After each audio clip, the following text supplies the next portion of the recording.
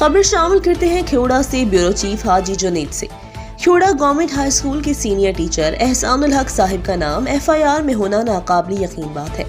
उस्ताद मोहतरम एहसानुल हक साहिब का नाम मिजाज ऐसा है, ना ही सोच ऐसी है।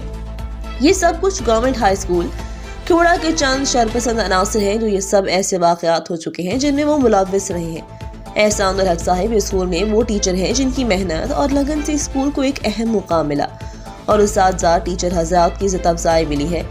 तलबा को पढ़ाई की तरफ रुझान बना है। गवर्नमेंट हाई स्कूल खेवड़ा में चंद उस्ताद जो ग्रुप बंदी में मुलव्विस रहे तलबा के मुस्तकबिल को दाव पर लगा रहे हैं और ये वो उस्ताद हैं जिनको इतना टाइम स्कूल में नहीं हुआ, वो स्कूल का हेड मास्टर हो या कोई उस्ताद, हमारे लिए सब काबिल एहतराम और काबिल इज़्ज़त है।